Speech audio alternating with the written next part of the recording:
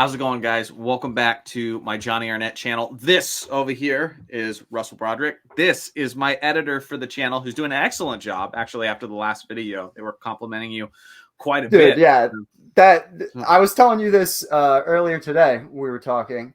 YouTube is a crazy place, and it's been nice. It's been Yeah, nice to get positive feedback. I really appreciate it. I for really sure. appreciate it. It means a lot. I've been editing for a long time for not this many people.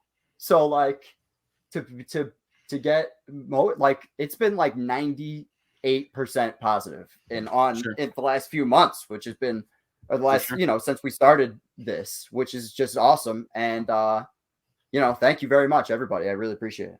Yeah, for sure. So today we wanted to do kind of a podcast type format, put a video out there on this whole we're done with the 90s thing. Now, obviously, I made my video, I made my rebuttal.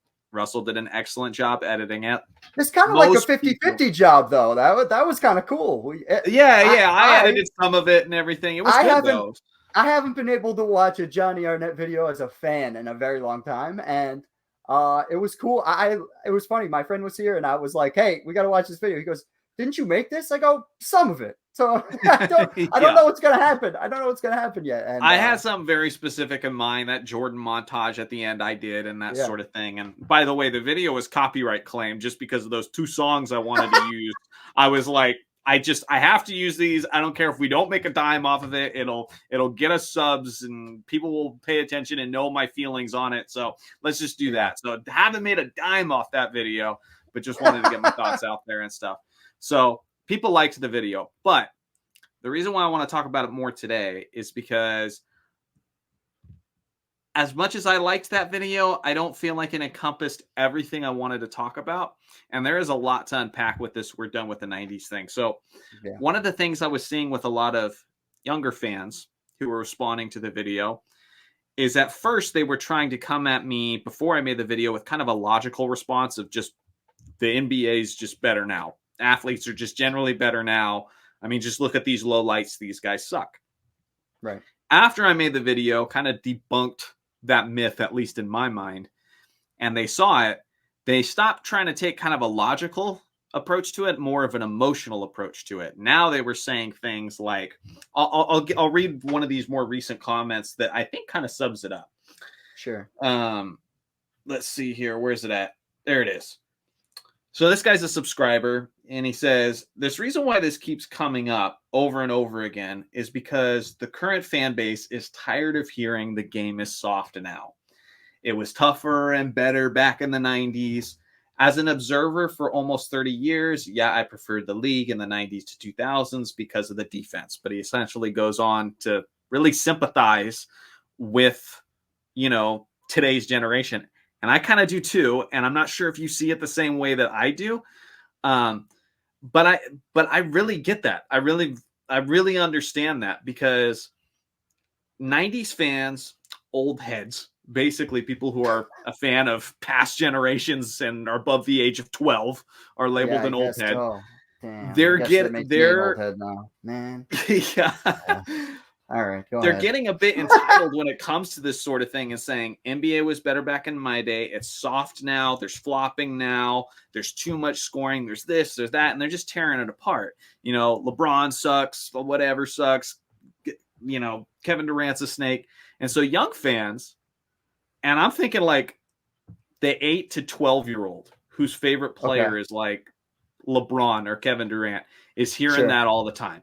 Like he's yeah, just hearing that all the time. These angry old men just ranting about how everything was better when they enjoyed the NBA. So they right, got a little fed up and they clapped back and they're like, your era doesn't matter to me anymore. yeah, I understand that. Like I can yeah, sympathize with that. Like sure. I think they're wrong.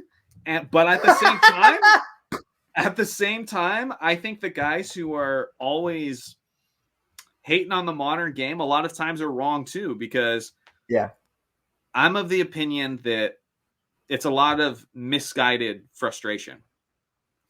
sure. why are we talking about how you don't like James Harden, how you don't like LeBron James, how you don't like Kevin Durant, put in whoever you want, and Adam Silver's name doesn't come up once? Like, he's the guy pulling the strings. He's the guy who says that we wanted more offense in the NBA, so we went in that direction. He's the guy who said we were going to crack down on flopping and did it. Now, I think they're doing better recently, like making it a technical foul and that sort of thing. I think we're starting to get serious about it. Sure. But his name almost never comes up in those criticisms. Why? You know what I've heard? Really helps? If you do a draft lottery and you get a bunch of envelopes, but you freeze one of them, they really don't like you after you do that. I hear that's like a really big thing that gets the ball rolling on the hatred train. But when you hear a guy, I swear I have a point to this. I'm gonna bring it home. I think Adam Silver, just the guy, has made like so many positive decisions in basketball, and in like he really got off on such a great foot when he took the job and he banned Donald Sterling for life. And I really feel like he got a bunch of leeway after he did that, because I don't think people were expecting him to do that. I don't know why. I thought it was a pretty open and shut case, but based on how history works, I guess they just didn't expect that to happen. And by they, I mean the general public and the media. So I think that that got him a lot of like a cushion of like, you're good, you're doing a good job. Yeah. And I also think that the league, see, this is where it gets really subjective, because there's a certain, every era in basketball is going to have its things that are really, great, and things that their players are not so great at. Like we talk, one of the biggest difference I can think of, the two biggest differences are the post game and the 3-point shot, right? Sure. 3-point shot is naturally going to lead to more points, right? And might usually lead to a faster pace. You take away the post, you're really speeding the game up, because now you're not giving the guy the ball down low and giving him time to work. 9 times out of, unless you're Shaq. Shaq was known for getting the ball and getting out of there before the double, even got there. Like that was kind of how he had. Well, he's literally in the painted area, so he has 1 second, 2 seconds, 3 seconds. Yeah. So, but short of that, like the Charles Barkley's of the world, he'd back you down for the whole, because that just doesn't exist anymore. And guys who do that don't exist anymore. And when that happens, everything's going to speed up. And I just think it's the nature of the beast that, when you speed the game up and you you shoot way more 3-pointers than you've ever shot previously, that's going to lead to more points, especially as the players start to get better. And as they start to master those things that make the era what it is. Yeah, but I mean, Adam Silver himself, as you know, because you edit my videos, he has talked about, how he wanted to produce more offense. The game has opened up. The defensive 3-second violation. Luka talked about that. And now they're having to constantly move in and out of the paint. And the instant they move out of the paint is when Luka's attacking the rim. Like, that makes sense. There are reasons why there might be more offense in today's game. What I'm just thinking is like the flopping thing. Okay. I have never really liked the idea of getting on, say, James Harden for flopping. Like, I do it a little bit because it still annoys me, but my main target for that has always been Adam Silver, because I want to give you this example. Say, yes, you edit the videos. So, it does. Say Michael Jordan in his Last Dance documentary, he says verbatim, he says word for word, that all he wanted to do was win at any cost. Sure. He literally says at any cost, and he's seen as like a hero for it. Because we love those guys who it's all about winning, the MJs, the Birds, the Kobe's, guys like that. Right. Okay, why do guys flop? Like, I literally just asked my wife this like earlier this morning. I was like, why do guys flop? And she was able to say it. She's like, well, probably so they can get some free throws, or probably so they can get the foul on the opponent. I'm like, exactly. It's a competitive advantage. So if your goal is to win at all costs, isn't flopping acceptable? Like, if you really mean that, like if it gives you competitive advantage, does that make James Harden like worse of a player. Or, he's just doing what are allowed within the rules. Like he's just taking advantage of the game that's being presented to him.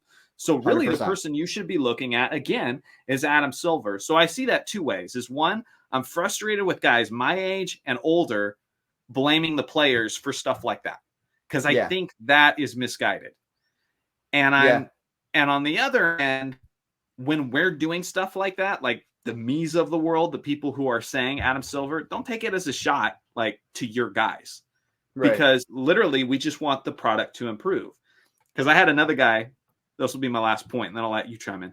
So I had another guy comment who said, why can't we just appreciate greatness? Why do we have to hate on these eras? Why do we have to hate on this eras? It's the whole point of my podcast, man. It's the whole reason I started my podcast. But I disagree with it somewhat. Because I also don't want to just be that consumer who like doesn't care about the quality of something. Why don't you just consume product and not whine as the quality deteriorates? Because sometimes complaining can lead to change, even in the NBA, which is good. Like people were complaining about the flopping, and now Adam Silver, which they're actually enforcing, and I'm super thrilled about it. They're enforcing technical fouls for guys who are flopping. And it's being decently effective. I've seen less flopping this year than I did in previous seasons. And so it's being effective. Another example from the 80s is you had the bad boy Detroit Pistons. They couldn't handle Michael Jordan. So what was their answer? They literally have told us in documentaries, when he gets to the basket, you knock him on his butt. And guess what? Sandwiches. That ain't basketball, okay? No, that's not. It's not. I mean, I get physical. I get like a tough foul every once in a while. But straight up saying like, I can't handle this guy. He's too good at this game. So I'm going to knock him on his butt. And it blows my mind that they never seriously injured somebody. But the minute somebody would have like, fall on their leg like Gordon Hayward did, when he just got on the Celtics. The second that had happened, I promise you they would have changed it then if they hadn't changed it like in 1990 when they implemented the flagrant foul.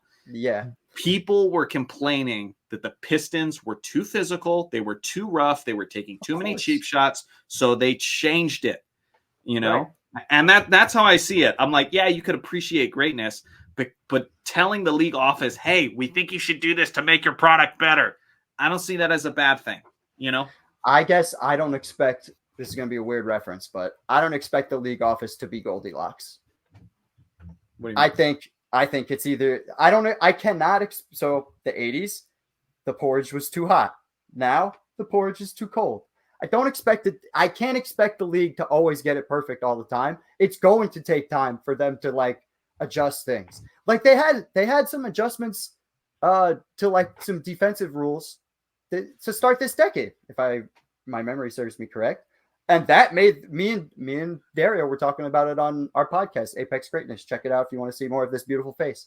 We were talking about how we did notice a difference in the play in comparison to the end of the 2010s, where I felt like was the most like when James Harden was scoring 36 points a game and they were letting him get quite literally whatever he wanted from free throw standpoint. And he was pulling people's arms and everybody, and like there was just flopping was borderline encouraged. It felt like, at least, especially during that period of time. I just think the league is going, yes, there's a certain, I think what I meant to say, what I meant by, this is why we started the podcast is I think I have a hard time going backwards and being like, oh yeah, this was messed up. And that was like, you can look at it with hindsight, right? But you have to appreciate the era for what it is in that moment, because that's the moment. Like you can't change it. Time is time. Unfortunately, that's kind of how it works. So but I would argue that Silver heard the complaints. He's made adjustments. Like you said, he made adjustments with defenses. He made adjustments with flopping. He's done that. And they're talking about making more adjustments because offense, is just too inflated. And all you have to do is spend some time on X, Twitter, whatever you call it, Instagram, whatever social media platform you're on. And when dudes are dropping 60-point game, 70-point game, 70-point game, you're seeing a lot of dudes in the comment threads who just aren't happy about it. Like we Yeah. used to all marvel at this, you know, and then Yeah. just compare players. But now you're Yeah. getting more and more people who are just unhappy with the product itself. And so I get what you're saying, and that's what I try to do with my channel. I try to Right. be the objective channel because, Sure. you know,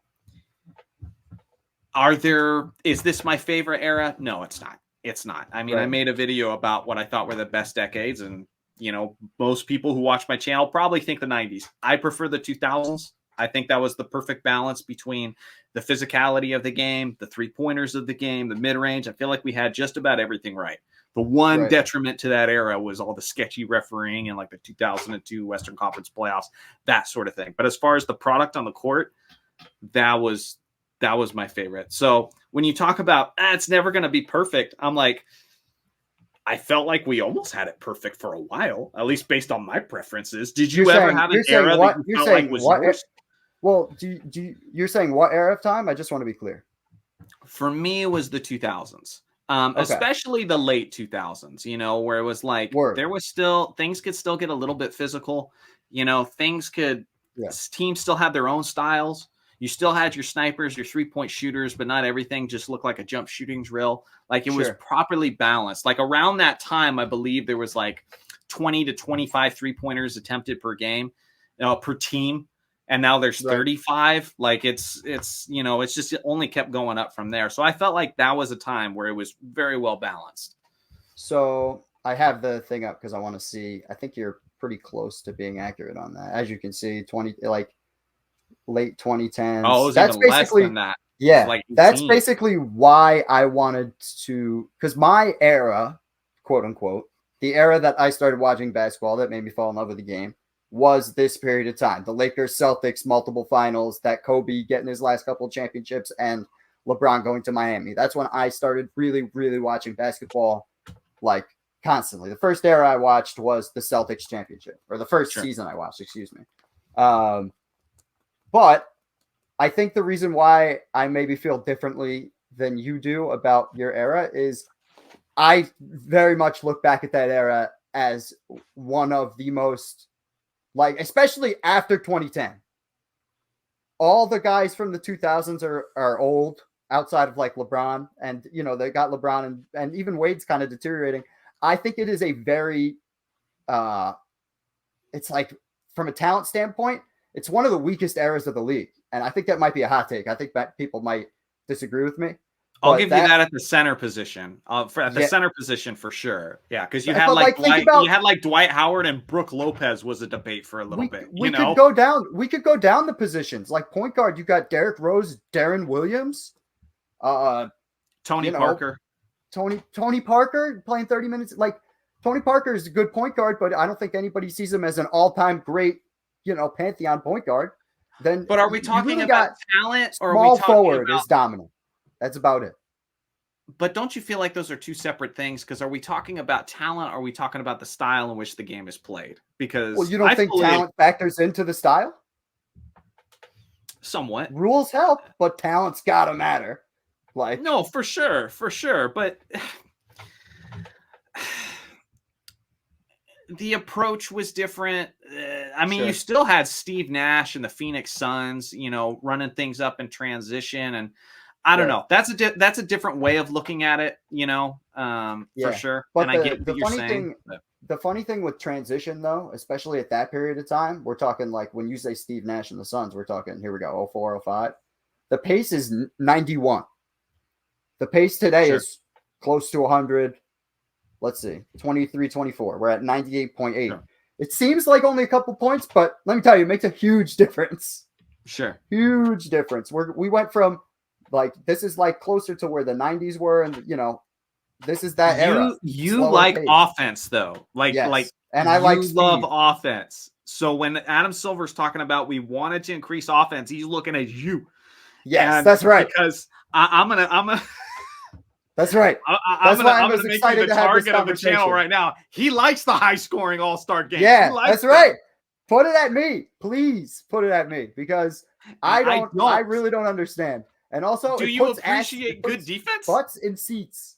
I appreciate good defense, but I don't need to see physicality. I would have been one of those people during the Pistons era that was complaining about the physicality. Okay, I don't that think is the complete opposite extreme. I'm not talking but, about dudes but getting hold on, mugged hold on their on. way to the rim. Hear me out. Hear me out. All right. So we'll go back to my little league averages thing, right? This is an insane number for the year we're at right now, right? At 115 points a game. Yeah. This is crazy. The only thing comparable to it is the 60s. That's it. Mm-hmm. That might be a little too extreme. However, sure. Like that early, like what did I just say? The early part of this decade. We're not far removed from it. Where we're at 110 and the pace is what? That just under 100. Like I think as long as, to your point, what we were talking about with Adam Silver making some changes to defense, I think the worst thing this league could have done is score 200 points in the All-Star game. Because now Adam Silver's got a point to prove. Because he went out the whole year and told people, hey guys, we got a better plan this year. They're not going to score. We're going to play defense. And the entire team said, hey, you know what? Let's just go out and have some fun like we always do. And even Adam Larry Silver, Bird, I mean, that was the thing that left me a sour taste in my mouth, because you had Adam Silver saying those things. You had Larry Bird saying beforehand, let's have a good game. Let's go out, play some defense, play hard. And they're calling it the Kobe Bryant MVP award of the All-Star game. And we know always played harder than most people during All-Star games. Yeah, so you're handing that award out at a 200-point game, which Kobe himself was critical of when he was alive. Yes. You know, so that just sits very not well with me. Yeah. And so I think Adam Silver is going to punish the players for that performance, I think. In some way, shape, or form, I think you're going to see this summer a massive change to the way the game is played defensively. And also, here's the one thing that I like to bring up when people talk about how not physical the game is. When we went to the Olympics the last time, so I think that was 2021, because obviously 2020 COVID, they had to push it. So I think it was, but I'll have it underneath me. I'm editing this, so I'll have it underneath me, whatever it was. They, as in Team USA, started off kind of poorly because the physicality wasn't what they were used to in the NBA. What happened in about 5 games? They figured it out. They were like, oh, we can play a little bit more physical, so we can do this too? And you saw guys like Kevin Durant take all of a sudden become a different type of Kevin Durant that you maybe didn't see, because I think that the guys of today are underrated in terms of what could they do in a more physical league. Some of them, not all of them, because we also saw Damian Lillard never really figured it out, frankly, in that Olympic period of time. That was like alarming, because he's a top 5 NBA point guard, especially at that point. And to see him crumble when some guys were being a little bit more physical with him was concerning. And that leads to its own. But there are a lot of guys in today's league that I think could handle a little bit more physicality in the game. Oh, absolutely. Than I think the internet gives credit for. Yeah, no, I agree with that. Yeah. And that's where I think the 90s fans are too harsh on this era, and where the focus is the players when it always shouldn't be, because a lot of these players have asked for that. Kevin Durant said there's too many 3-pointers. Draymond Green has said the game needs to be more physical. Luka Doncic has said, that, the basically the defensive 3 should be there, so it shouldn't be there. And so, those are like, the players are speaking up about that. It's the league that's responsible for putting those things in motion. Yeah, and it's messed up. Like, if you've been playing 2K the last 8 or so years, you would have seen this coming, because if there are several modes in that game where it behooves you to go 5 out and have 5 shooters on the floor. And I'm talking, I've been playing 2K, I'm playing 2K religiously since college, so a while now, but I'd say probably like 2K15. So like right during that Curry upswing, you could tell the video game changed. And you literally, and that if you didn't run a 5-out team or like a 5-out roster, you were going to be put in a really horrible predicament. And that's what the game is now. That's what the game is Sure. now. Shooting is the most valuable thing you can do on a basketball court. Sure. And I think that obviously leads to a more skill game, but the guys who are more will than skill have slowly devolved their way out of the game. Actually, not this way, but again, like, holding the past to the standards of 2024 is just stupid, because I it's agree like, with you. Like if you were to tell Magic Johnson, well, you weren't very good at shooting threes, I was going to be like, okay, was that supposed to help me beat the Celtics? You know, Yeah, like true. he was worried about playing with the guys he had then against the competition they were up against, you know? Yeah. So it's like, what's up with this holding different era standards to what's important today? Because it wasn't what was important back then, you know? Yeah. So to 100%. me, that's silly, Yeah. you know? Definitely true. Definitely true. I totally agree with basically everything you said. I got no retort. I'm with that 100%. So again, you know, kind of asking that question, are old heads too harsh, you know, on, because we're seeing the retaliation now. And I think a little bit, they are a little bit probably too harsh. And maybe this is a wake up call for a little bit, being like, okay, you guys have your era. We'll try to respect your players somewhat, respect our players, you know? Yeah. You get what I'm saying? So, yeah. But the other question I wanted to ask is, like, are we as older fans like a little too entitled sometimes? And let me explain how I see this.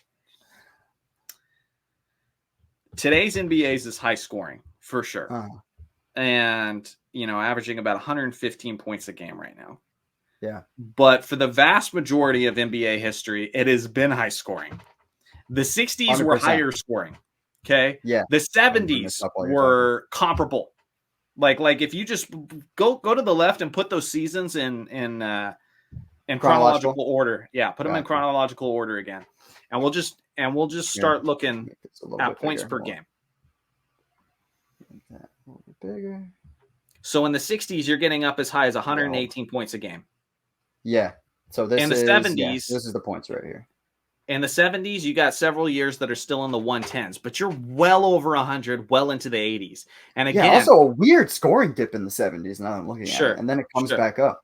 Yeah, go ahead. But also keep in mind, they're getting 110 points in the mid 80s a game with like hardly any 3-pointers.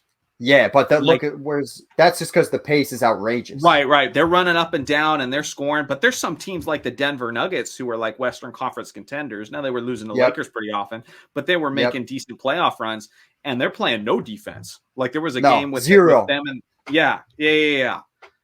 with 180 Alex English, Lafayette Lever, all those guys. They're just putting up points. Like they were the Suns of that era, where it's like we're the best offense. Or the best defense is double the offense. That was them. Damn, imagine if they shot threes. Oh, my God. Right. Crazy. So now you get to the early 90s. Now, again, there's a little bit of a dip, but we're still above 100 points a game.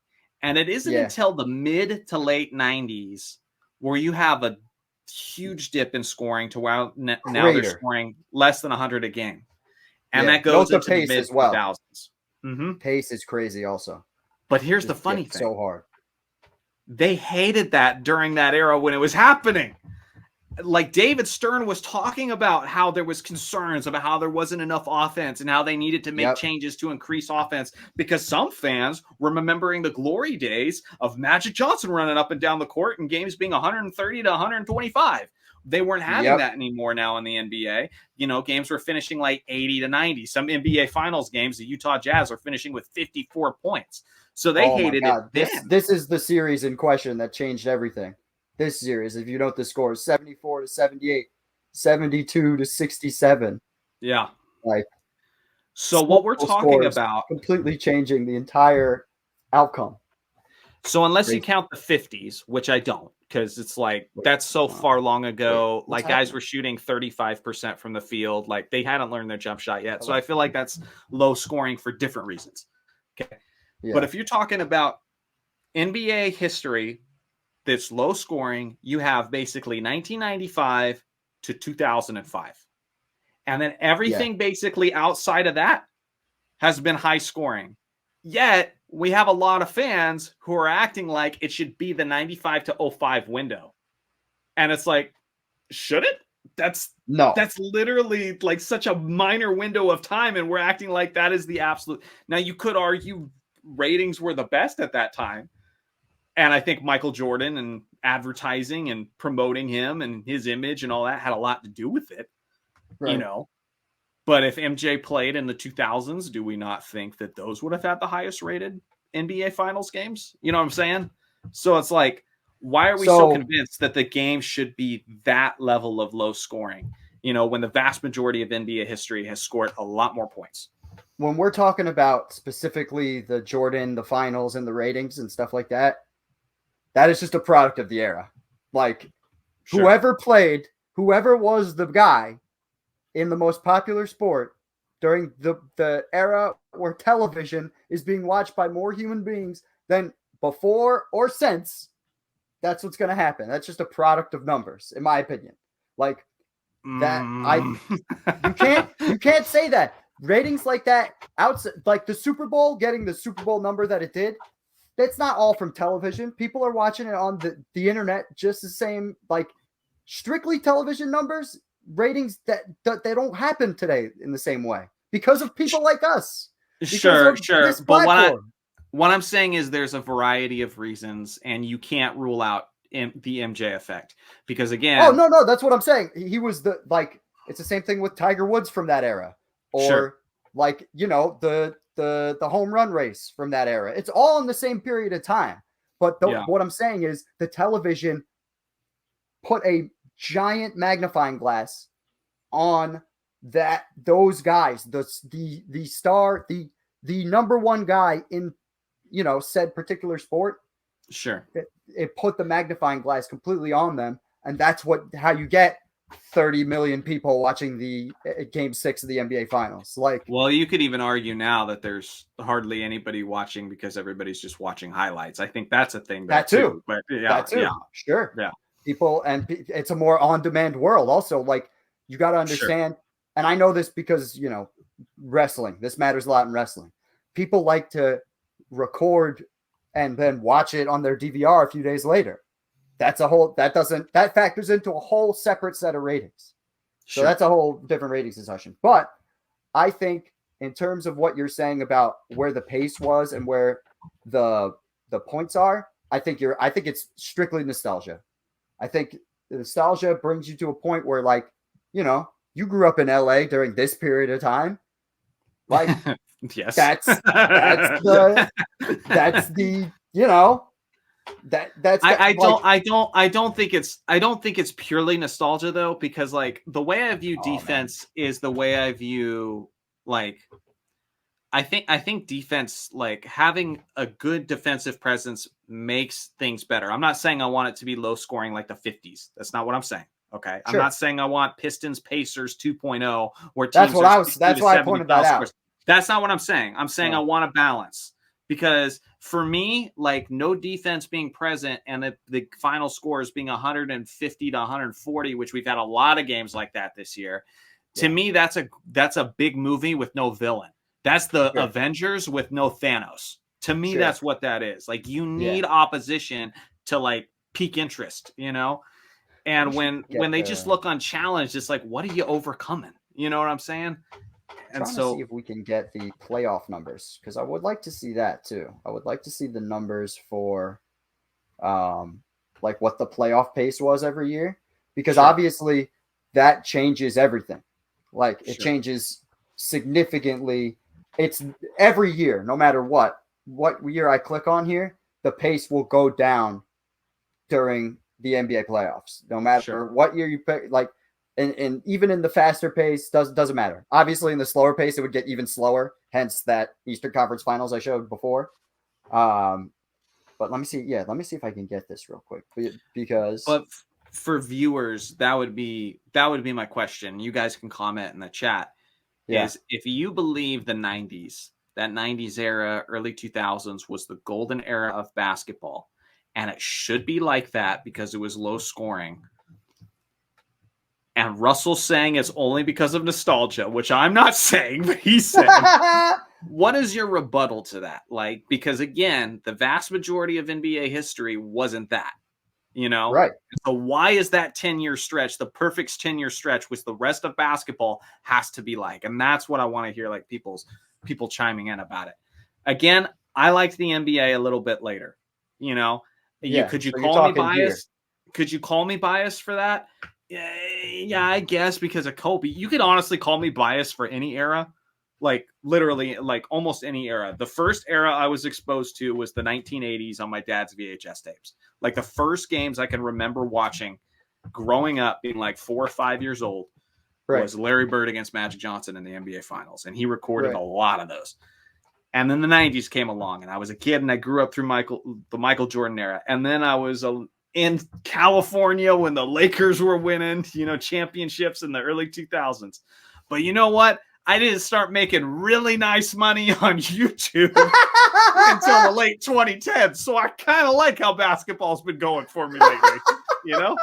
So I mean, I got biases everywhere, you know? Oh man. So, yeah, the wouldn't that 90s, be I wasn't messed up? making money on the NBA. The only season I liked, liked, the only season I like is this season because this is the season I started to become a part of this. That's I it. will tell you, in 2016, I remember it was during the 2016 NBA Finals, where I was missing Game 7 of the Finals because I was doing construction work. Remember, I was doing construction work. Last podcast. We were late on a project, so I missed Game 7 of the 2016 NBA Finals, and I was like, I don't want to do this anymore. Yeah, that makes sense. Crazy how that happened. I want a job where I'm covering what I love. Yeah, and was able to make it. So I actually have so much good memories about that year because that's where my life started to change, and I started moving in this direction. You know, that's one of the best seasons in general ever, though, because you got Kobe's last season, you got the Warriors 73 wins, like and then you got obviously the comeback in the finals. Like there's a lot, and there's all kinds of other cool little micro stories that happened throughout that year. For honest basketball fans, for your general basketball fans, it was like an all-time great season. As a Laker fan who was living in the San Francisco Bay Area while we were going 17-65 and the Warriors were going like 73-9, it was pretty rough. I was getting roasted a lot by my Bay Area friends, and so there was that. But no, it was great for a bunch of other reasons. Case in point, pace of this NBA Finals, 92. There you go. Nowhere near where we're at. That's my point. That's the point I'm trying to make. But how entertaining was this finals? Very entertaining. Was it? I thought it was extremely. You didn't think the Cavaliers coming back from 3-1 was entertaining with Kyrie and LeBron putting up the double 40 pieces. At surface level, yes. But every game other than Game 7 was basically a blowout. Look at it. How many close games did you have other than Game 7? I mean, I get there was like some fun elements from a storyline perspective. There was a lot. 5, 6, and 7 were awesome, dude. 5, 6, and 7 were stories. Each one had its own story. Be honest. Were you pulling for the Cavs? Once they started coming back, yes. But before the series, I was rooting for the Warriors. Sure. If you ask my co-host, he had a broom ready for the Warriors or for the Cavaliers to get swept. I had no dog in the fight essentially because I would be happy to see all my Warrior fan friends crying that they lost. But at the same time, you know, LeBron hadn't become a Laker yet, and I didn't want him catching Kobe in rings, so I was rooting for him to lose. So I was a little bit torn. So now I have a question, and I think this will be easier to give us an example of like what you mean by what you think the ideal basketball situation is. And I feel like you've said a certain period of time, but can you think of a playoffs? What's your favorite playoff series ever? You got to have one. I think the first round, I mean, as a Laker fan, there's too much bias. So I'm going to remove the Lakers from the equation. Okay. As a basketball fan, I think it was 2009, Game 1 between the, or not Game 1, just the first round. 2009 first round. Between the Celtics and the Bulls. Wow. Yeah. Everybody, this is a great, people love this series. It's one of the great, I mean, there's just classic after classic after classic after classic. And there was, there was a variety of scoring. Ray Allen was going off. The Celtics didn't have Kevin Garnett. So, you know, you didn't know how good they were, but the the Bulls, we were just like, how are the Bulls competing with this? You had guys just going off that you wouldn't expect to. It was, I just think from basketball, in terms of just pure basketball, it peaked with that series. That's really interesting. So, but it helps that every game was within 3 points, unlike the 2016 definitely NBA. true. Definitely true. But I wanted to bring it up just because pace is pretty close to the same, right? Scoring is high, right? Sure. Like the average is, we just said the average 114 is, high. I think scoring's pretty high. And Celtics made, in terms of 3-point shoot, I have a point, I promise. Celtics made 59 threes in 7 games. What is that? Close to 7 or 8 a game, something like that. My math is terrible, but I think I'm right. Yeah, 8.4 threes a game. So less threes. That bad. Yeah. So if you watch my podcast, Dario is an accountant by trade, so I can't compete with him in comparison. But same thing on the other end, 51 threes. So you like a game where that is, a little bit slower, but less threes. You want significantly less threes. That's what this shows me, I think. I want roughly half of the amount of threes we're shooting today's game. The thing is, I just don't know if that's, I don't think that's possible. I think because of the, that's what I was going to say. I think because of the analytics movement, sure. That's not possible. And that started before Steph Curry. Everybody wants to give Steph Curry full credit. True. It wasn't Steph Curry. I remember guys like Tom Habistro, John Hollinger were coming in. They were these analytic nerd guys all of a sudden entering the basketball sphere saying, guys need to be shooting more threes. Then Steph Curry came in and expedited that process. So he didn't create the process, but he expedited it because it was going like this. We were shooting more threes. Steph Curry, boom. It's just it just really took off. Index back up. Hold on, let's see if I can find that again. But that's 100% true. And what do you call it? Yeah, hold on. Here, I got it up. So right here. So this is when he was unanimous MVP. We're at 24, 27, 29, and then it never goes under 30 again. And it probably won't for a very long period of time. But you can see probably only going to go up. There was never really a point where it dipped. It was on an incline. It was 100%. Increasing. It just took off with Curry to an even greater extent. Yeah.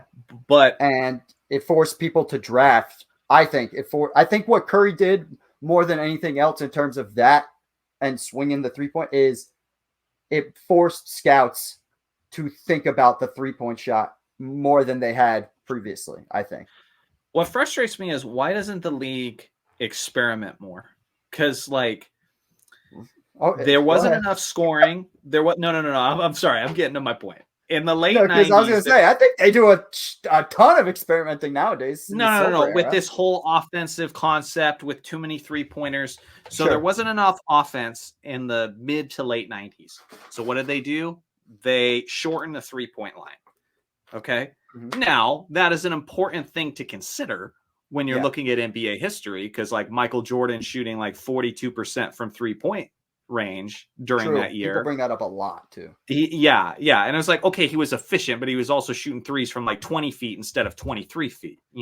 This is it, right? This period of time, right? Yeah. And almost everyone got a little bump to their 3-point percentages during that era. But we don't look at that time where the NBA shortened the 3-point line and go, well, those seasons don't count. You know what I'm saying? Nobody looks at that and goes and gives it the bubble treatment, which that's even debatable whether or not we should do that. But nobody looks at those years and go, well, they just don't count because they were experimenting with the 3-point line. No, it just is what it is. It's something to consider when you're looking at the stats and the numbers and making comparisons. Why don't we do stuff like that? Why are we so sure that the NBA 3-point line needs to be the exact measurement it's always been? My theory. Go ahead. Sorry. Go ahead. My theory I just think we should maybe even experiment with extending it. Seriously. What about this? Go ahead. I'm sorry, I keep cutting you off, but I want you to hear this point because it's exactly what you're talking about. I've seen, I think I sent this to you, where they cut off the corner 3. What do you think about that? where you no more corner three. Let me tell you something. As somebody who plays 2K, like I said before, that would be awesome because I get screwed more on corner threes than anything else because they're the easiest three to hit in the game and also in the real game. It's the easiest. It's the shortest 3-point shot. If you want to extend the range, I think that's too much. It's too much. If you eliminate the corner three, listen, if you eliminate the corner three, you are fundamentally changing the way defense is played dramatically. Because now you're not spacing the floor. Now you don't have your Bruce Bowens. You don't have, say, any modern players, any LeBron ideal teammate who just sits in the corner and shoots threes waiting to catch the ball. He's obsolete. He's gone. You don't think that would dramatically lower the amount of 3-pointers? No, it would. I think it's too dramatic. Okay. I think that extending the 3-point, but here's the thing. You have the in-season tournament. Experiment with this stuff. I don't care. Do an in-season tournament where there's no, corner threes, and let's see how it works. Let's see how we like the product, or if we just want, instead of making it 20, 23, 9 inches or whatever it is, make it 25, make it 26. We have a little blip in time now where we can be competing and we can see how the NBA, stacks up if we experiment with these things. I just don't understand why we got to stick with the 3-point line that we came up with, and implemented in 1979. I don't even. I heard the story about how they came up with that number, but I can't of distance back, but I can't remember the story off the top of my head now. Yeah, because how far along has 3-point shooting come since then? And we're just acting like it has to be this way, Yeah, 100%. There were guys when the 3-point shot was invented, guys weren't even practicing the 3-point shot. And that's the hilarious thing about Larry Bird. He literally says, "I never practiced it." Yeah, and now there are guys that literally couldn't be in the league without their 3-point shot. Yeah, which is insane. How far it's come is different. But that kind of leads into the next thing we were going to talk about, I think. If I have my handy dandy, unless you have more you want to that's fine. I mean, I just out of nowhere host the show. My bad. No, that's what you do on the Apex Greatness channel. That's what I'm saying. I just said, give me the wheel, bro. Give it to me. I'm taking it. I'm taking this wheel. You're good. No, I'm for that. I just honestly think that the NBA doesn't do enough time, do enough experimenting, and now with the in-season tournament. Come on, you got to tell me if they eliminate the corner threes. It's a little bit gimmicky, but so was the in-season tournament. That was gimmicky. You're going to tell me guys aren't interested to see how things unfold, you know? And then also, they're still not going to be competing their hardest and seeing, I want to see that. You get casual fans in with the tournament, but you get us hardcores in by changing the rules. Changing all the rules. You see the in-season tournament? I don't really care. Dude, they took away the corner three. What? That would be nuts.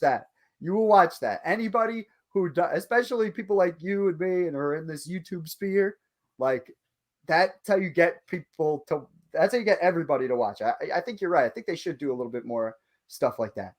That would be very cool. But I want to get into this. He's talking about players and putting them in different eras, because one of the main things from this we done with the 90s movement, one of the main videos I've seen is a Twitter video of Michael Jordan getting checked and guarded well by Mugsy Bogues. For those of you who don't know Mugsy Bogues, actually, I have the benefit of being able to pull him up. For those, that's just you. Hold that thought. There we go. Okay. So Mugsy Bogues. Mugsy Bogues, I believe, is 5 foot. He's 5'3", shortest player in NBA history. 136 pounds. Yeah, there's a really famous picture of him with this guy. Manute Bol. Yeah. They stand 3 basketballs in between them. It's hilarious. But no, I had an argument with my friend when we were talking about this trend, because Mugsy Bogues was part of it. And he was absolutely, positively, 1,000% sure that Mugsy Bogues could never, ever play in today's era. No chance. Absolutely not. Too small. No shot. Right? Okay, where do you draw that line? So that's he just felt straight up 5'3" was too small. There are guys who are 6'4" in today's era, and I looked at it like this is a guy at his peak. Yeah, he wasn't the all-time, not going to be on your all-time scorers list, but 9.3 assists for 5 straight years, basically 9.3 assists, so 9 assists and 2 steals a game, and a guy who could absolutely. And I thought about it like this, like I think about this era, right? So much hand checking, so much physicality. Imagine a guy. I couldn't imagine he was doing a lot of that hand checking because he couldn't physically reach these people. So, Sure. like, think about how he would do in an era where none of that exists. Bro, how Like, many and he has all this space. Do you play pickup basketball where you have a dude who's like guarding you who's much smaller than you? And like he's reaching in, and that dude's a pest, dude. Like I can't stand playing with dude. Like I get how he, especially like you said, in the era. Yeah. I think you're right. From that perspective, this era was better suited for Mugsy. But what I'll say to that is, I mean, Isaiah Thomas basically averaged 30 points a game being 5'9". So you're telling me that 6 inches is the difference between being a 30 points per game scorer and out of the league? That's all I'm saying is like, I don't know if he's going to set the world on fire scoring. Like, as you can see, even back then, not shooting any threes and wasn't very good at them if he did take the shot. But from being a thief and a pest and a playmaker, why not? Like, imagine this guy running up and down the floor, like in this faster paced environment. I just think, or actually relatively equal pace if we're talking early 90s era. But I was pretty shocked to hear like he was told my friend was completely out on Mugsy Bogues. And I want to hear what people think in the comments on that. I'm going to be reading the comments once this comes out, and I want to see what people think about Mugsy Bogues because I think he could play. I'm not saying he could be an all-star, but I do think there's a universe where he could start. Call me crazy. Like everybody, I don't know. Everybody has had moments where they were bested by somebody that they should have never been bested by. Yeah, you know, true. I mean, Isaiah Thomas scored on LeBron plenty of times. Right. You know, Jason Terry looked like LeBron's daddy, you know, for the 2011 Bradford Smith. LeBradford Smith destroyed Rex Michael Chapman. Jordan. Rex Chapman. Another gave Michael Jordan work. Like, everybody's had something like that, you know? Kobe's had games where he's just been completely, you know, shut down. I mean, God, watching the 2004 NBA Finals, and I get Kobe was going through the Colorado trials. He's probably in a weird headspace, but I don't care. He shot us out of that NBA Finals. And he admitted that afterwards. As the ultimate Kobe fan, I always have kind of held that against him. He wanted that Finals MVP. Kareem Rush said he wanted that Finals MVP. Other teammates, people who witnessed it, that's what it looked like. That's why he shot the ball in the series 30 more times than Shaq, even though Shaq was shooting 61% and Kobe was shooting like 34% or something like that. And the Pistons used it against them. 100%. Yeah. And so, like, everybody's had moments where they look like amateurs, where they were bested by somebody they shouldn't have been bested by. And that's the thing I can't stand about the overall just toxicity of the debate right now on both sides. Like, it's just so disingenuous. Like hater culture, if you will. It is hater culture. Because I will say this whole like narrative that Michael Jordan doesn't have a left. Okay. Yeah. Obviously, it's taking certain things out of context and just focusing on that. Even like TikTokers were like, I went ahead and studied up and drew up a bunch of things from one half of a regular season game. It's like, it's in the video. Well, he played 1,000 of them. Like, you know, that's your sample size. Honest to God, my first reaction, and my friend, my friend showed me this trend, you know, when we were hanging out, same conversation with the Mugsy Bogues thing. I said, you know, as somebody who does a lot of research, kudos, man. Like you found this game where in the 91 finals, if he went left every single time, he was 0 for whatever. And it was like, I was so impressed. I was like, I would not have spent the 12 to 18 hours it definitely took you to find that game and watch. That's the funny thing, because I do a lot of that stuff and I was not that impressed. And here's why. if you're gonna pick out one game, I can find one game of any player I want to fit my agenda. Oh, that's like definitely one true. game. Yeah, You know, that's what I'm saying. true. It's like, and that's the thing with the hater culture is everything is like taken out of context. Because again, we showed a whole compilation of Michael Jordan, and even when he in the 1991 NBA Finals, he made 13 straight shots without a miss. And go look at those 13 shots. Some of those were tough. Oh yeah. Some of those were fading away, 20 feet out, with contact. You know, switching hands, obviously, off balance. 13 straight shots without a miss, and 3 of them were left-handed in his very first championship. And we're just going to ignore that exists. Now, dude, I feel like the 13 out of 13 gets ignored a lot. The only time I hear that is on random YouTube segments and like stuff like that. Yeah. Nobody talk. Why isn't that part of his lore more? I feel like that's so impressive because the 13th is one where he goes crazy. Like I don't understand that. But here's the LeBron equivalent. Old heads do the same thing to LeBron, where they take stuff out of context. For example, LeBron isn't clutch. Okay. Now, what I will say with the LeBron isn't clutch thing is the numbers, depending on what numbers you look at, because there's a lot of different ways to like get clutch numbers. I heard someone describe it as LeBron isn't great in moments, but he's great in big games. And I think that's the best way to put it. Like if when it comes down to the final like minute or 2 minutes, he's not necessarily the guy you want taking the last shot. But if you're in a game where it's game 7, winner take all, LeBron's going to be great for 48 minutes. Like he is going like, because you just look at his numbers and how he performs in game 7. Like Kobe's not even close to that level. Yeah. Like LeBron is a big game performer, but because of agendas, we're only going to focus on the 2011 finals when he scored 8 points. You know, that's the equivalent of the left hand for LeBron. Yeah. And I don't know if you have any thoughts on that, but so we on Apex Greatness, when we were covering, we did a whole thing where we were like LeBron versus Jordan. We're ending the debate. We broke it down into like, I don't know, 5 or 6 different categories. And part of it was breaking down clutch moments. Like that was one of the categories. So I have 2 videos on my channel. I never do this either, but I just keep I keep shamelessly plugging the channel. But plug your channel, dude. Go for it. I don't care. I never do it though, and I just find myself. But anyways, I know I hired you because I like your channel. Yeah.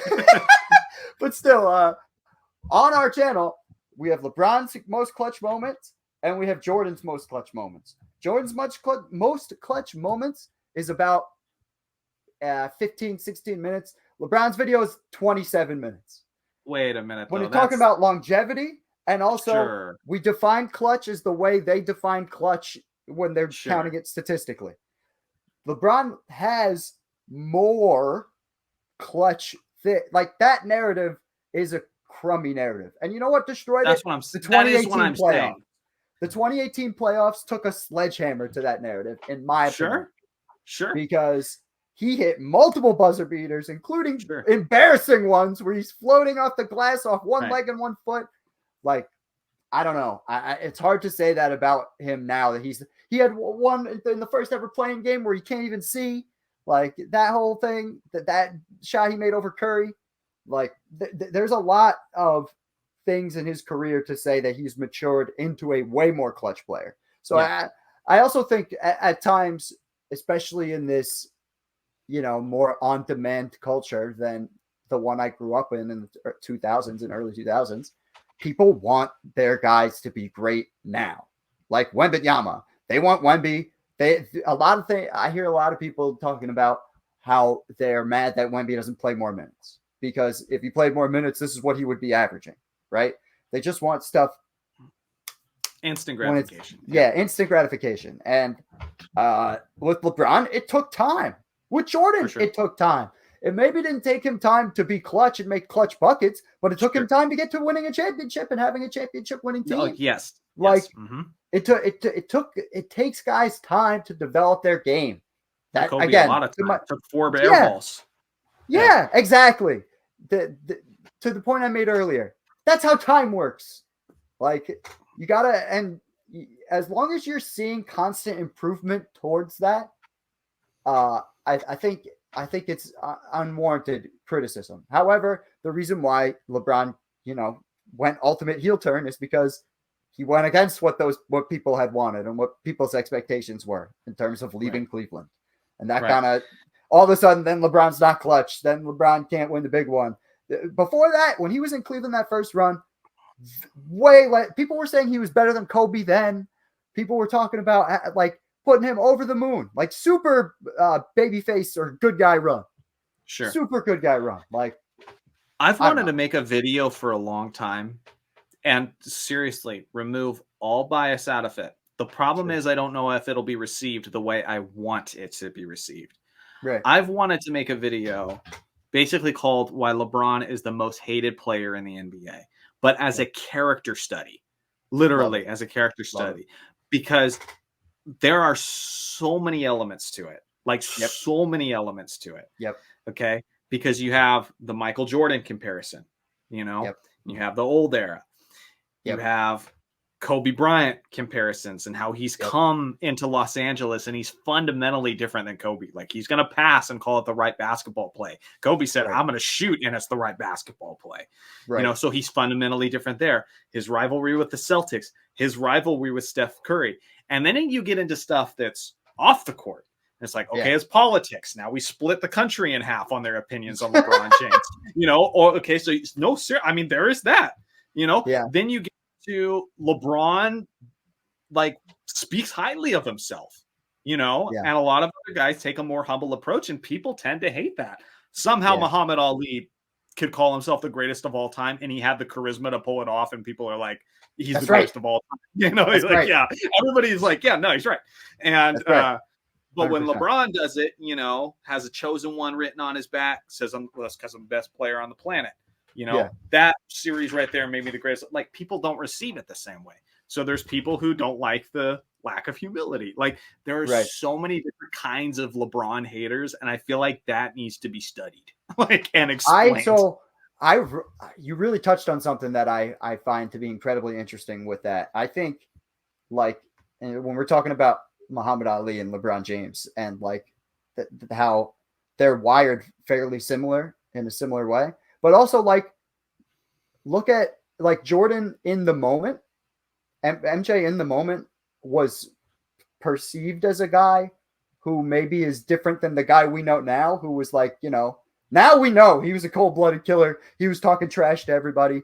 Back then it was such a clean, never saw him not in a suit, always tried to be, the role model. But I think we like the guys who talk trash and then go out and dominate. Yeah, and that's what I was going to say. Yeah. And I think for LeBron, again, it took him time to be that guy. 2018 was he had glimpses of it, right? 2012 Game 6 versus the Celtics. Just to use that one example of earlier parts, the thing against Detroit, if we want to go back even further.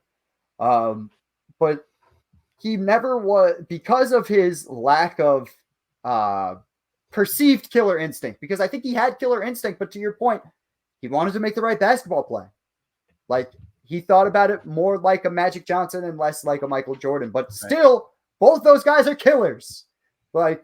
Because the general public perceives scoring as the quote unquote more dominant way to,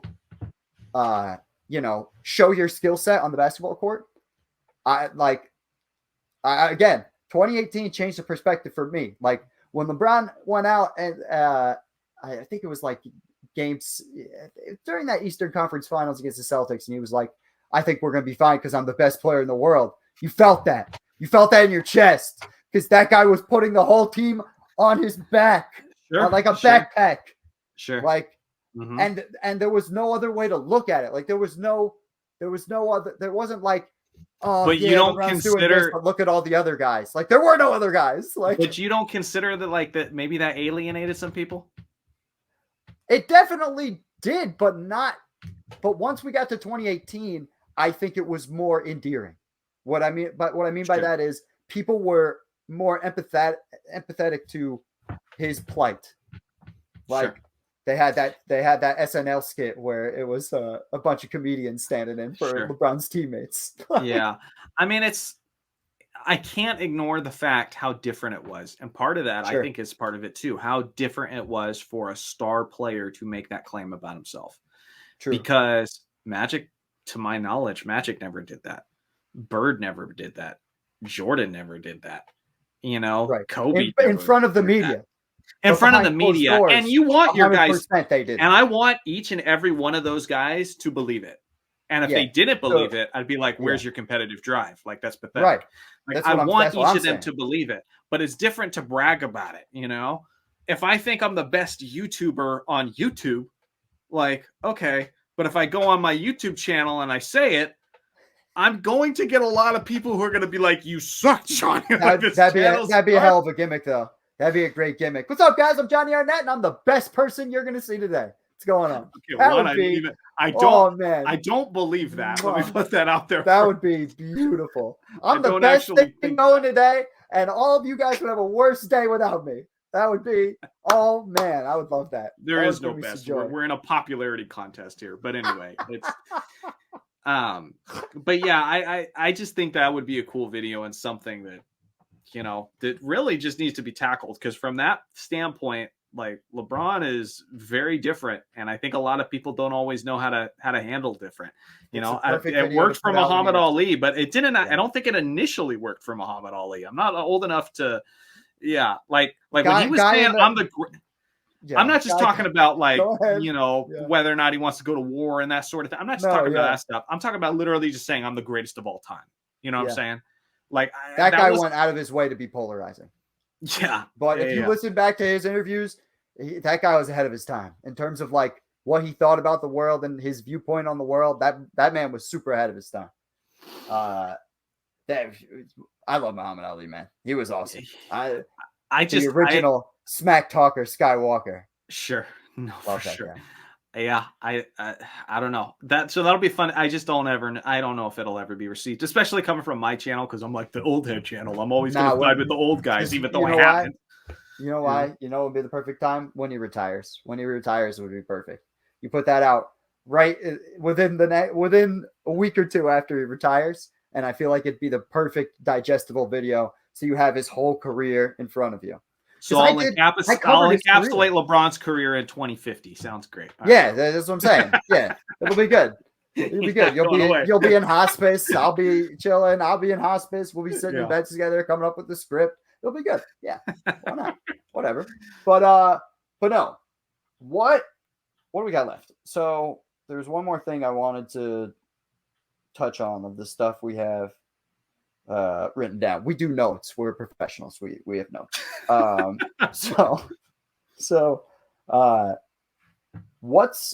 Do you have any particular players for this? Because I see you have a couple of questions that we kind of encapsulate here, and this could be how we kind of bring it home. So we got, how would modern players, or what old player would struggle in the present? What current player would struggle in the past? And vice versa, like thrive. Vice versa, yeah.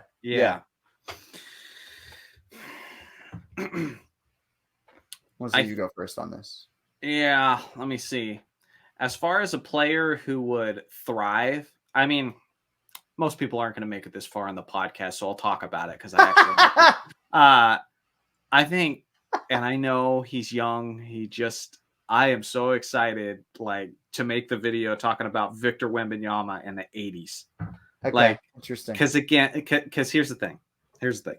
They weren't shooting basically any 3-pointers in the 80s. Because of that, all of the shots are closer to the rim. And because of that, there was a much higher inflation of blocked shots. Scoring is inflated in the modern NBA, but blocked shots are deflated because you have so many guards and so many dudes pulling up from 3-point range that 100%. Now those rim protectors are getting way less opportunities to block those shots. Yeah. You had guys like Manute Bol and Mark Eaton, great rim protecting centers back in the day. They were getting 5 block shots a game. Manute Bol, who could hardly move. His son can move, but he was pretty stiff slow, 7 foot, 7 inches tall. He averaged 5 blocks a game in his rookie season. 5. Yeah. Wemby, last I checked, he's getting 3.4 in the modern NBA where there's less opportunities on limited minutes. Yeah. Dude, I think he'd get like 7 or 8 blocks a game if he played in the 80s, dude. Like, I don't think that's out of the realm of possibility, but also I have a question that kind of just translates to his. Why do you think he's only playing limited minutes? Like, what is your opinion on that?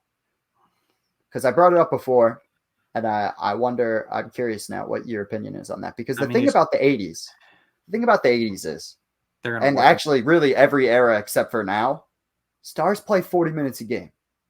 Like, not rookies though. Maybe not rookies, but we're expected. You're just taking. See, I guess I'm projecting a little bit ahead because, like, I wasn't trying to take. I guess all we have is Victor in his rookie year right now, right? And I guess he could Ralph Sampson himself next year. You never really know, and be totally fried. However, I just think it'd be hard for him. I hope going forward he plays more minutes. I hope he gets up to 35 minutes a game. But I hope he has teammates that like passing him the ball. There's that too. That I saw a clip on that Twitter this week. That was outrageous. Awful, dude. That was outrageous. And this is the thing. We were talking about Mugsy Bogues before. He is the antithesis of Mugsy Bogues. Sure. You can't miss him on the floor. For sure. Throw it to Big Bird. He's right there. Like, there was one clip where he was standing right next to the guy and the buzzer was going off and he was like, damn it. To get to the minutes though, Russell, we just don't know. Yeah. Can he handle more minutes? Maybe. Can he? But I'm saying, okay, keep his minutes the same and put him in the 80s. He's averaging more blocks. I don't care if you keep his minutes the same. He's still leading the league in blocks. With that agility, with an 8 foot long wingspan, like he's quicker. Physicality doesn't bother you? Manute Bol. It matters. So it matters in certain contexts. Sure. If you've got, Moses Malone and his big body backing you down, or, with his low center of gravity compared to Wemby, battling for position on the boards. Well, yeah, Victor's probably not going to get as many boards as he's accustomed to. He's going to get pushed around, bodied around, because we saw how he got bodied around by a kid that was much shorter than him, but had a much stockier, build to him.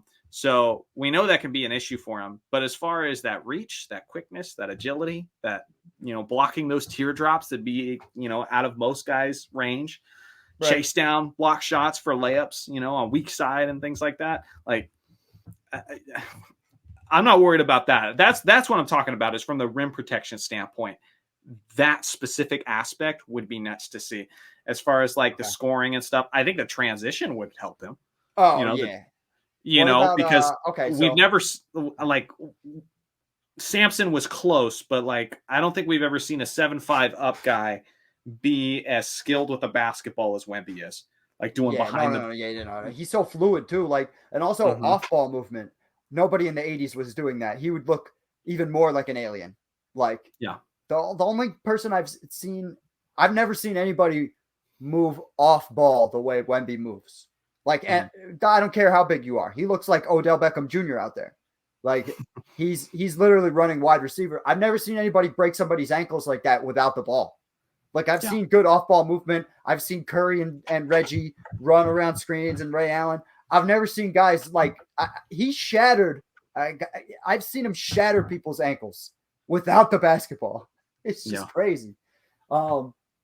But last question, and I'll leave it directly to rim protection. Could Victor Wembanyama block the skyhook?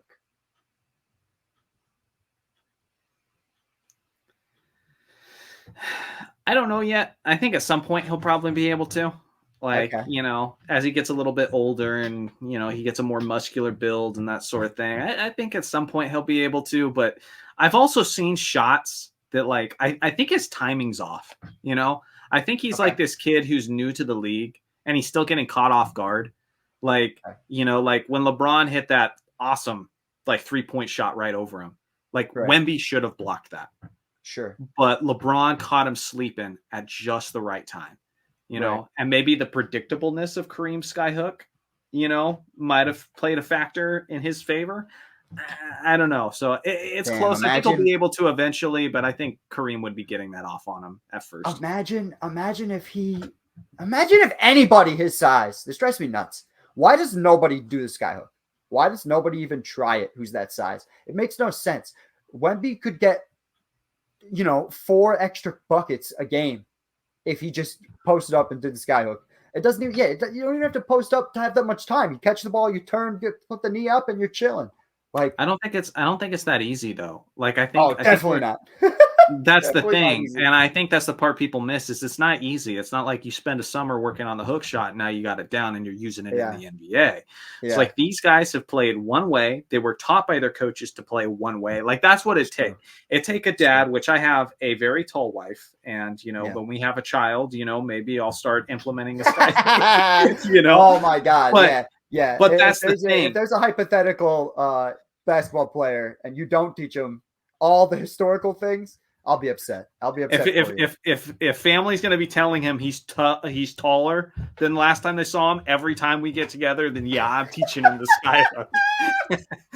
But anyway, back to the point. It's amazing.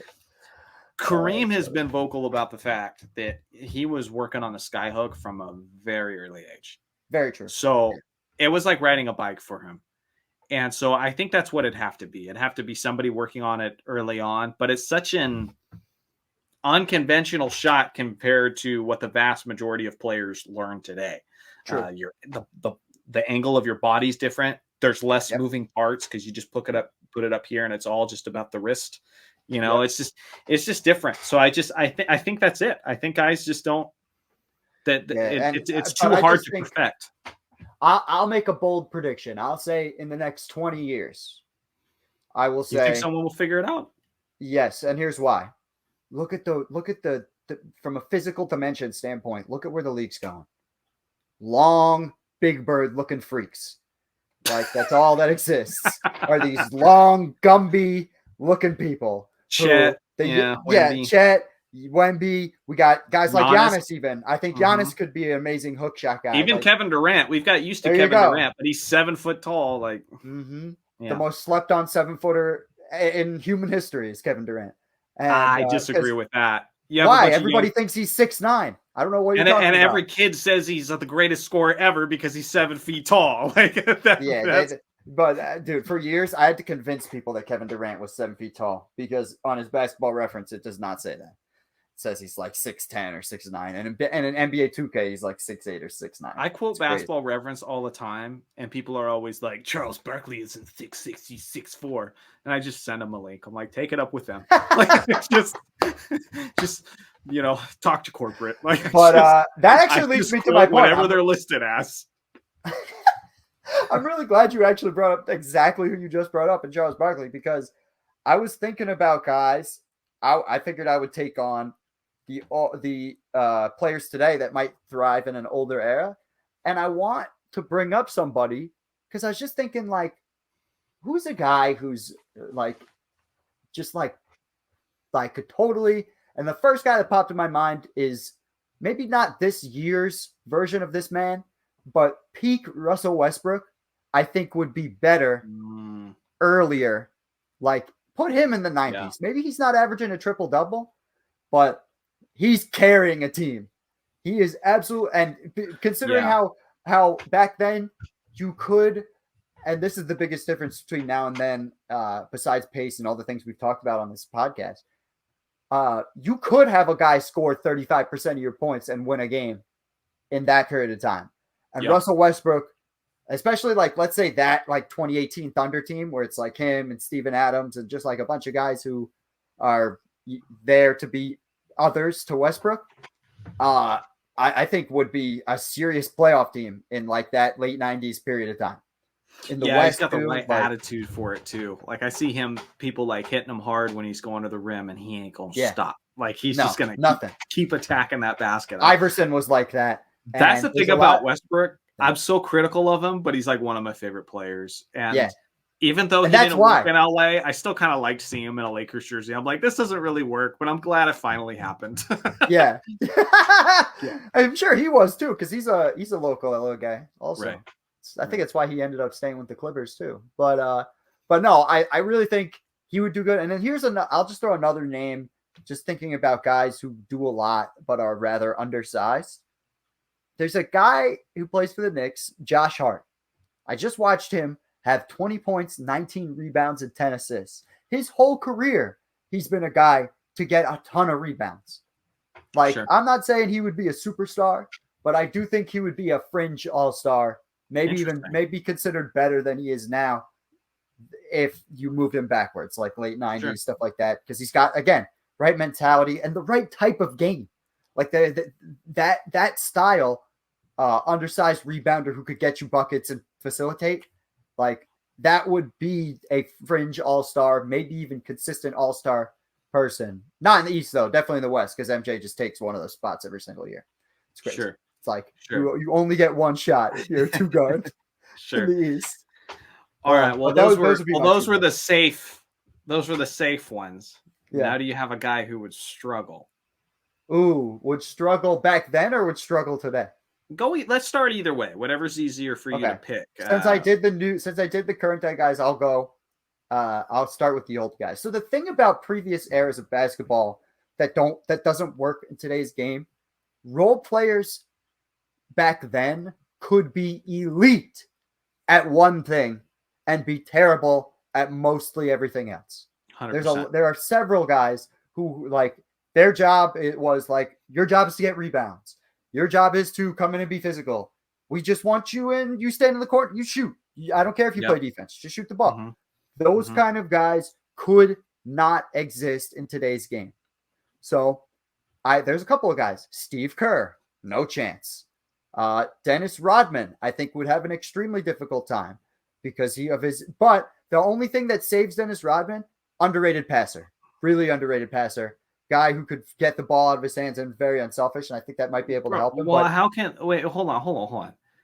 How can Mr. Triple Single, Draymond Green, be fine in the NBA? And actually, a lot of people have respect for his game, but Dennis Rodman can't. Because you think who has a better jump shot? I don't think he doesn't need a jump shot. I mean, Draymond Green's been the best guy on the floor when he scored like 4 or 5 points. I'm not disagreeing with that, but the threat of the 3-point shot is what made him lethal for a long time. And Dennis Rodman is getting the Ben Simmons. But there was, but that's what I was going to say. There's been plenty of times where Dennis Rodman has been given. I mean, sorry, not Dennis Rodman. Draymond Green has been given the Ben Simmons treatment. You know, that's true, but it wouldn't be like. It's tough. It's tough because it's not like I said, Ben Simmons, and then a guy like Rondo, for example. Just because you can't shoot doesn't mean you can't. I just think his particular skill set, and also he's extremely physical. He'll get thrown out of a lot of games too. But it's funny to me when people say it's tough for him. I think when people say the Ben Simmons treatment, I was like, you know, at one point Ben Simmons was pretty damn good. No, Ben Simmons is one of my favorite players that gets pooped on all the time in today's world. He had a year where he was really good without a jump shot. You know, but he was also an amazing facilitator. And that's why I said Dennis Rodman, the key would be. And a lot of people don't talk about this, but if you watch stuff with Dennis Rodman, that guy could pass. But I'm not saying he could pass like Ben Simmons or Rondo. And I think you'd need that if you're not going to be able to, you'd need to be able to dribble really well. I don't think Dennis Rodman's that great at that. Like, this is my point. He's got a really, really good skill set. He's got a really, really strong skill set, but I don't think these guys with one thing survive in today's league. I said the same thing about Steve Kerr. He doesn't have one thing. He has 2 things. He has defense and rebounding, and he's arguably the best of both of them. Do you think that defense gets nerfed in this era? Because I think it gets seriously nerfed. He can't touch anybody. Yes. No, for sure. Not nerfed to the point to where it doesn't have value, but yes. But it has significantly less value. I think. But as a rebounder, dude. He'd still be one of the best rebounders in the league, no question. It's just about how much could you actually keep him on the floor for that. I think he plays significantly less minutes in that situation, and that's I think he would do worse in this era than previously. That's all I'm saying. That was the question asked. Okay, all right. That's fair. That's fair. That's fair. That is how you painted it. He would drop off. Yeah. Okay. Definitely. From that perspective, I can buy into that. If you're making it seem like he wouldn't survive, I'm like, the dude has value. He would more than likely, but this is the other thing too. Dennis Rodman got started at a really older age. Excuse me. I was close. This what do you call it? He started at like 25, 26. Sure. That doesn't happen in this era anymore at all. I mean, maybe the younger the better. If he went through the G League, possibly. Yeah, because I mean, you've seen guys come in through the G League. The last guy I could think of is like Pablo Prigioni, who like made it into the league. I remember Andre Ingram was like a feel good story for the Lakers for a little bit. So he'd have to like showcase his stuff through that. Yeah, but that's not Hall of Famer. Like that's all I'm saying. And that I think he would do. It's Steve Kerr. I'm not even sure if he makes the league. Like I'm really unsure about that. Even with a great 3-point shot, can't do anything else.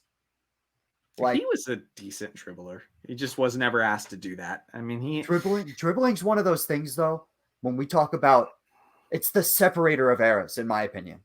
Dribbling, when we go from the 60s to now, like in every decade, it gets incrementally better, like way better.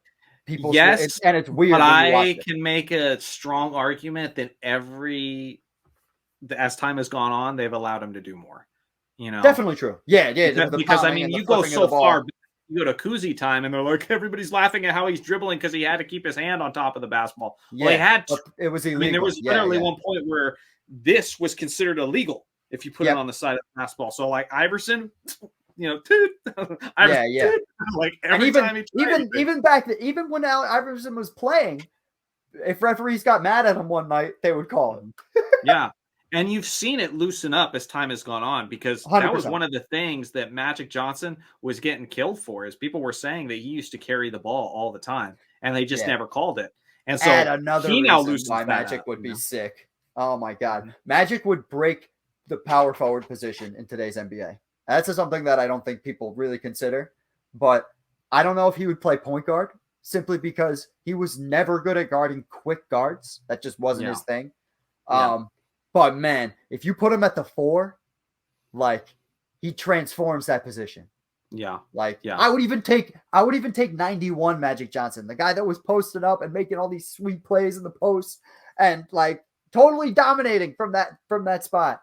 I don't know. I think Magic Johnson goes without saying. I'd been bringing him up for a reason. He would dominate any era until we have 7-foot big birds at all positions.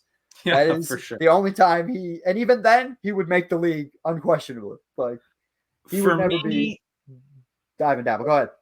Old guys that would struggle in today's game, I think it's the enforcer type. I just think that there's not much to offer there, in today's game, which is unfortunate but that's why you can't hold 90s to the standard of 2024, because like in the 90s and 80s, that was like a hot commodity, having a bodyguard from Michael Jordan at a time where they didn't call flagrant fouls kind of makes sense, Yep. And 100%. so, Rick Mahorn, Charles Oakley, like guys like that would be tough. Some people say Bill Laimbeer. Nah, Laimbeer would be fine. Laimbeer was he could shoot and he could rebound. His percentages were lower then, but again, I feel like everybody spends more time in the summer now shooting. And also the thing about Laimbeer. Leader, underrated leader. Like no one talks about his level of leadership in that locker room. Everybody always kind of puts it on Isaiah. And everything I watch about the Bad Boy Pistons from behind the scenes, it's very clear that Bill Laimbeer was a huge voice in that locker room. Huge. Yeah, no, for Chuck Daly also, but I think Isaiah gets too much credit for being a leader in that era. Maybe that's a hot take, but I really think Bill Laimbeer, like, when you come here, this is how we act. If you don't like it, we're gonna fight. Those are the options. Sure. Like that gets your point across, and it worked for them for a long time. So now I definitely think it would survive. So now we got to do something interesting and do it for modern players going to the past. And I don't know, you seem to be more like, I favor guys in present and past. It seems like you favor more of the modern NBA, which you're more of a modern fan. It leans into our biases, right? Yes. And so I got a good but one. who is a guy who, if you took him back in time, let's say, do you want to say the 80s or 90s? Either way, who would struggle? Yeah. If they ain't nobody? No. Yeah, exactly the opposite. I think Steph Curry is not the same guy in the 90s. And not I mean, I don't think he wins an MVP award. Like, no way. Wow. And they're just gonna beat him up. And when he starts shooting all those threes, they're gonna get mad at him. They're not gonna let him, like, he came around at the perfect time. Which to me is no disrespect to Steph Curry. 100%. Yeah, I agree. I am not gonna like lower him on my ranking or all-time list because I consider how good he was in the era he played in. So I try to be 100%. consistent with that. Like 100%. What he is now is what he needs to be. Yeah. But yeah, I mean, there's handshake. The other thing that I think is like shooters. Everybody's like, well, if he came into the league and he's shooting 40% from three, shooting 10 threes a game, he'd just destroy. Yeah. And the thing I always think is, I'm like, which head coach is going to let him do that? This is what I say about Larry Bird all the time when people are like, oh, Larry Bird shot 10 threes a game, he would automatically be shooting 40 whatever percent guaranteed every time. I say the same thing. I go, there's absolutely no proof to say that that's exactly how. Well, it's not just that there isn't proof. It's back then that was bad basketball. Yeah, that too. In their minds, that was the perspective. In their mind, the most quality shot is the transition layup or dunk. That was the most, because they weren't all nerdy mathematicians about it. They're like, get close to the basket and get an easy one. Dude, like, there's a scene in Coach Carter which came out in 2004, where they give Cruz the ball in the corner, and there's this dramatic pause because Coach Carter does not want him shooting that three in transition, and he looks at the coach and he gives him this look like, whatever, get out of my face, bro. When I was in, makes it crazy. When I was in elementary school, okay, in my rec league, okay, and my coach won Coach of the Year, okay, he won Coach of the Year. And when I, as one of the tallest guys on the team, I'm 6'3", so I'm a decently tall guy. He's like, I was one of the tallest guys on the team, and I think I reached like 6'3" by the time I was 16, and then just stopped. It was crap. I thought I was going to be 6'7". But anyway, so I was super tall, and like either the tallest, second tallest. And when I shot like a 3-point shot in warm-ups, oh my God, he chewed me out, dude. He said, shoot the shots that you are going to be shooting in the game. Yeah. Like, and that's the thing. It's like, that wasn't a part of the culture. Like, just thinking, oh, you're going to hot dogging it, doing all this step back 3-pointer. They aren't going to let you do that. Like, that wasn't accepted, And Reggie Miller, who was the most accepted, right? In certain seasons, in certain playoffs, shot about 7 threes a game. Right. And made about 3 of them. Plus, like, I really don't think people have perspective for things like that. Like, I agree. They normally don't have that perspective because back in the 80s, 90s, basically until Jordan came along, the thought was you cannot win championships unless you have a big man leading you to them. And you can't win championships as a jump shooting team. Like, that was the belief. Yeah. That was the narrative. That was the culture. And honestly, that whole jump shooting team thing, that wasn't even really changed until like 2011. It was kind of loosened up by the Mavericks. Yeah. Honestly, and then it didn't really change till Steph. With the Warriors. Warriors were what officially killed that narrative, because I remember Charles Barkley saying that narrative all the way up until the Warriors won. I was going to say, I was literally going to be pulling. I was like, this would be a perfect time to show Charles Barkley being that whole TNT season, just being like, jump shooting teams can't win championships. And that's it. So if you're saying Steph Curry could go back then and play completely opposite of how everybody saw it, of how everybody thought was winning basketball, and just him against, I don't think it'd work, dude. I don't think they'd Yeah. let him. And nobody ever considers that. Like, you can't just do that. Yeah. You know? Especially not at this level. But let me think. Because I think that one's, maybe some people would think it's a hot take, but for me, I kind of think it's rather obvious. Like, I think that's, but I want to think of one more. So, like, so we talked about how, more physical and more will-oriented players were, what are you laughing I'm at? sorry, I'm laughing. I just came up with one while you were talking. Oh, go ahead. Well, I, as a Lakers fan, am very acquainted with this modern player.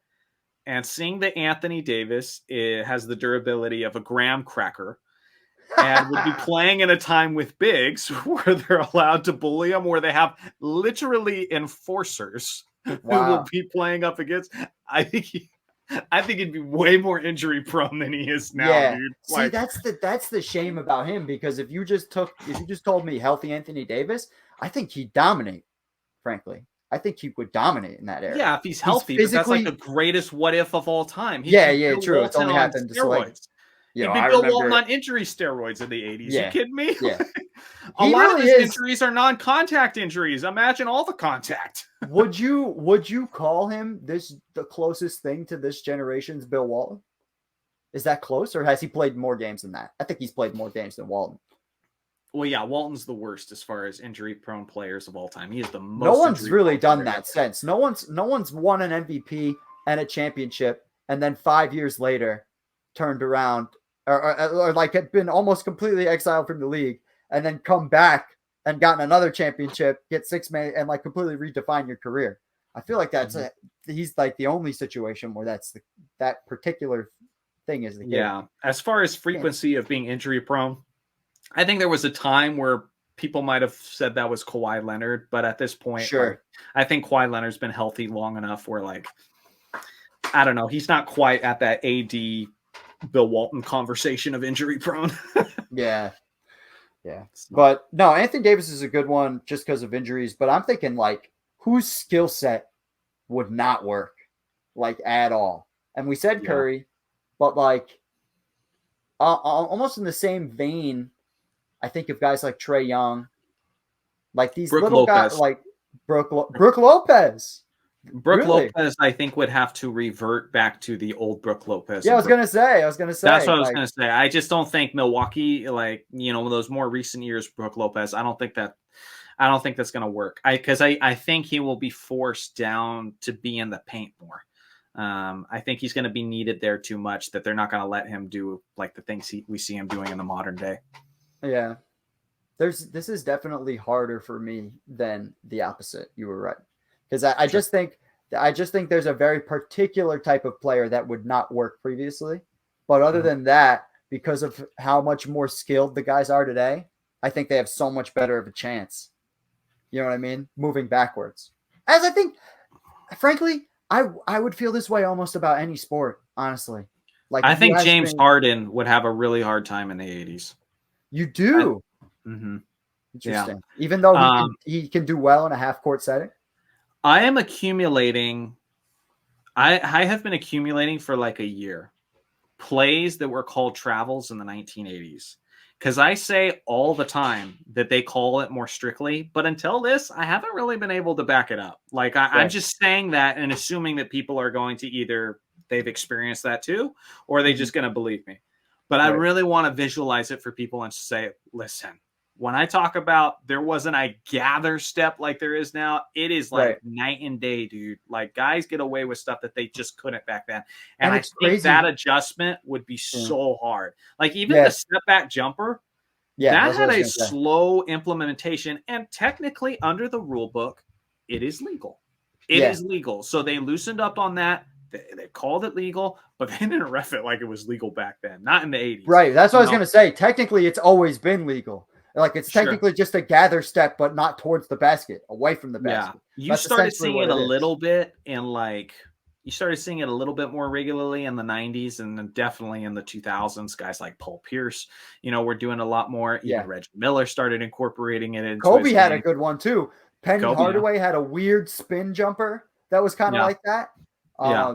There was a couple of guys that had cool looking rudimentary step backs. I just think that would be the hardest thing for those guys who go complete ISO ball, because even that was different back in the day. There was much more ball movement. Rotate, swing the ball, don't just sit there and do that whole thing while you But try there to was get also but at the same time, there was also the rules about, certain defenses. You couldn't have one player on one side for and sure. all that, you know what I mean? For Stuff sure. like that.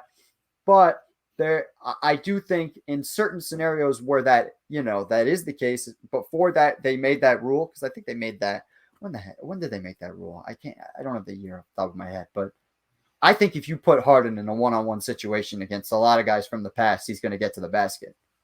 I think his biggest opponent, which is funny coming from Harden, I think his biggest adversary would just be the referees. For one, the dribbling. B, it's literally integrated into his game to bait fouls, especially during prime. But do you think?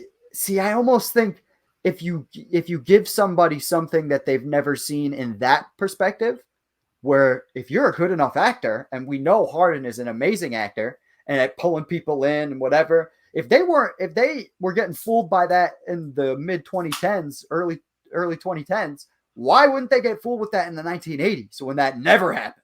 Sure. You know what I mean? Like, sure. I think he would get beat up. I think he would that's what I was going to say too. But you start going a little flop. Oh, he fouled me. The next foul that's coming, those guys in the 80s with no flagrant fouls, they're going to be like, okay, is this a foul? Yeah. You pull my arm in like that again, I'm going to elbow you in the face. Because that's the thing I think people don't understand about the 80s, not the 90s. In 1990, they implemented strongly the flagrant foul. That's the thing I don't think people get in the 80s. The Pistons going, if Michael Jordan gets into the paint, we're going to put him on his butt. That's called strategy. That was legal. Get your money's worth for a foul. Now, you can't get your money's worth for a foul in the modern game. You can't do that. It's kind of like in baseball, where someone, watches a ball and does a bat flip and watches the home run clear the fence. So what happens? Next pitcher comes up and he pegs one of their batters, That was the kind of the culture they had in 80s basketball where, you want to do that? We'll do this now. They just can't do that anymore. They just can't. No. Definitely not. And to the point that to bring it full circle, I don't even know if I would want that. Like, I don't know. And I don't know how much of that I would want in the game. And that's where I'm interested to see where the next couple of years of the league go, because I don't know how they bring it back without adding more physicality. That's going to be tough. You can either hand check, you can do physicality. You're not wrong. But we're talking about literally like hitting guys when they come into the paint and that sort of thing. I mean, I think there's a lot of things they can do without going there. You know. They do have hand checking in the Big Three League, the Ice Cube Big Three League. They brought it back, and because a lot of those guys from that era ended up, part of the league. But and I didn't really notice a big difference in presentation, frankly, because I saw those games live. I actually saw the very first one in Brooklyn. That was pretty cool. But they were marketing that as like, we're going back a little bit with the rules or whatever. But I think you're right. I think they would do it, but we've heard Adam Silver talk about how he has no interest in that. In the hand check specifically. Talked about with it'll KG, be interesting. I just think there's a golden opportunity now with that. Again, it was an experiment when you implemented the in-season tournament. That should be their experimental grounds, and I hope they figure that out. And they got time. I mean, they just what have we had it like? We haven't even had it that long. So I mean, they've got time to figure that out. Closing thoughts on we done with the 90s. I want to hear yours. I also will give mine, but go ahead if you have any closing thoughts. I really do feel like you said this in the video, but I had sent this to you via text previously. The main thing is basketball is an imperfect sport.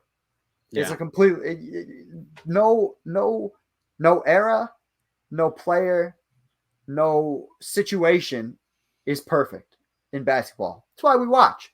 If we knew Right. what was going to happen and we knew what the outcome and why bother putting it on? Like, that's part of the sport.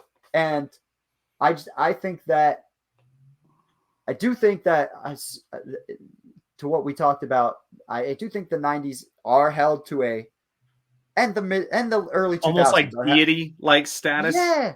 Mm-hmm. I do not understand that, considering the product on the floor was, frankly, if you're asking me, really boring. So I don't get that.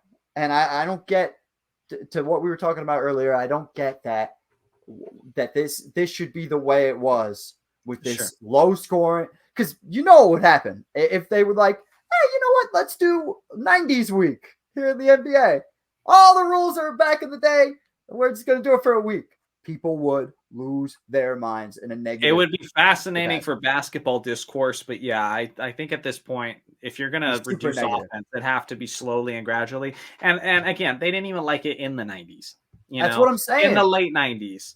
I did like offense in the 80s, though. I think a lot of people like the 80s with that beautiful transition basketball, making split-second decisions, making the extra pass. Because that's what I see as the 2013 Spurs, is I see the 2013 Spurs as like a perfected model of what worked in the 80s. But I see those as almost mirror images of each other. Yeah, but I find that interesting that you don't think this era is about split-second decisions and wild transition. I think that's exactly what this era is about, except the only difference is instead of finishing with a dunk, they shoot more. I think that's really there's a lot of ball movement and a lot of speed. But there's a lot of ball dominant superstars, though. But there's also the teams that are successful, and the teams that win the championships are the teams that move the ball the best, almost always. That is like true. It's almost every time the cream rises to the top in that department. So that's why I would say that, and I told you this before we even started podcasting. The 80s and this era are way more similar than they are different. The big difference, and kind of, to wrap up what I'm saying, is the exception to the rule is that late 90s, early 2000s era for basketball, and not the other way around.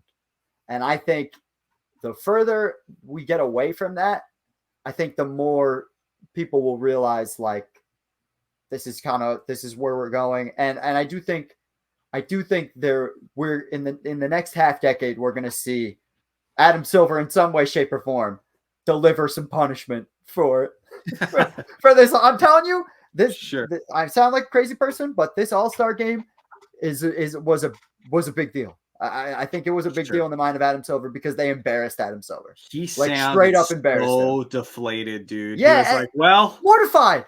You guys won, so here's your award. Let's literally what he sounded like. He sounded like the boy who cried wolf. Yeah. I cannot stress how many interviews I saw the last 2 weeks before the All-Star game where he had to tell people and frankly beg them to watch the All-Star game and say, we're going to have better defense. The guys, it's a point of emphasis this year. And that point of emphasis got one team more points than anybody's ever scored in an All-Star game. Yep. He's but you like it. He's coming to get it back in blood. I'm telling you. But you like it. You like it. Yeah, I love it. I was thrilled. You should have seen me and my girlfriend, me and Lindsay. We were freaking out when they got 200. We were like, yes, 200. Oh, it was awesome. I'm so glad I wasn't there to be a dark cloud then, because I would have just killed the energy in that room. Damn. No. There's the one thing. Yeah, so whenever we've actually never met in person, and we're intending to meet in person and hang out sometime. It will not be to watch an All-Star game. We can guarantee that. So my closing thoughts, and I'll put timestamps to all of this. So my closing thoughts for the We Done With the 90s is, I feel like something that generally has gone down in quality, and I think you could probably agree with me on this, maybe it's a social media thing, I don't know, is basketball discourse and how enjoyable it is. Yeah. And unfortunately, I feel like it's because it's less about the love of the game and the fascination of the game, which is what it's about for me, and it's becoming more and more like, everybody's got like their idol and they just got to defend it tooth and nail. And like what's true doesn't matter. It's all about what supports my guy and diminishes another guy. I would challenge people to make the best GOAT argument that you can for your guy without tearing anyone else down. I think those are the kind of practices and exercises that are going to make basketball discourse enjoyable again. And that's the most discouraging thing about this entire we're done with the 90s thing, is because I see the fact that I don't enjoy it. I don't enjoy the fact that young people are taking this out of context, but I also don't enjoy the fact that they were kind of pushed into this. Like literally, there has been so many people just crapping on their era over and over again that sometimes you don't even know who you're debating with. You could literally be talking with a kid on social media who's 10 or 12 years old, and he's just defending his favorite player, and you're just crapping on it left and right. Yeah. I think that us as old school fans, like people like me who just love the 80s, 90s, 2000s, I think we need to be more clear about when we're critiquing the league is like who we're talking to. Here's how the NBA product could improve, because I'd like to see what Luka could average, you know, if he was playing in a league like my favorite player played in, you know. I like to see this guy's talent against some real defense, you know, rather than just saying they're just a bunch of pampered baby losers who can't handle, you know, it's like there's too much of that, dude. And it's like, that's why the we done with the 90s thing happened. And even though I had a crap montage of modern NBA, I'm not slandering it. It was literally just making the point of this is what people do on both sides. And if you're going to do it with the 90s, you got to do it with a modern game. If you're going to do it with a modern game, you got to do it with the 90s, you know? Yeah. And so that's my hope. And I hope that me and you, that we can be a place for that on this channel, that like people can just have like genuine, you know, basketball discussions out here where people who can just nerd out about the analytics of it, their fascination of the game without feeling like they're always in a pissing contest for who loves their favorite player more. You know, I'm just tired of that. And I'm to the point of like, to a similar point, I detest, I'll go as far to say I detest when people look at a situation from the past and don't bother to learn anything from it. Like they just want stuff for their point, but they're not really learning to get, you know what I'm saying? Like why it was that way. Yeah. Yeah. Like there's very little appreciation for what it was in the era, but also like, oh, here's what they didn't do well. Well, and like, here's what I like. Here's what I didn't like. It's just like, they're looking for it. You know what I mean? Right. It's that hater culture.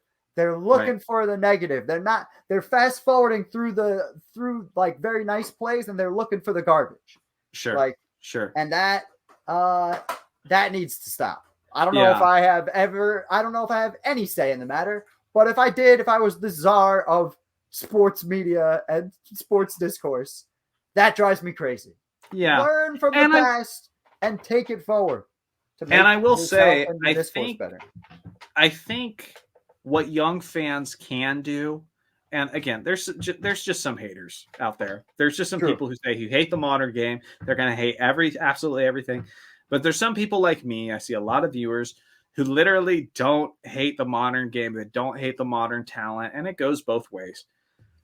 But not every critique is aimed at your generation or the players, that sort of thing.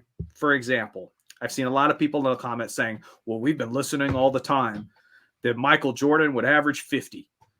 It's like, well, he did average 30 in like one of the lowest scoring eras of all time. So we're just doing math here, you know? Yeah. And I'm not of the opinion he'd average 30. I'm sorry, 50. 40. Yeah. I said like peak Michael Jordan, like where he was, you know, averaging 37.1 in the late 80s. I think he's averaging 40 to 43. Like, that's what I think. Like, that Michael Jordan with a bad roster who has to carry an offense, he can average 40 to 43. That's not disrespect to what we have today. That's just literally saying this is the greatest scorer we've ever known playing in a scoring-friendly era. if you take Luka and put him in the 60s, where they're averaging 118 points per game, you don't think he's averaging 40?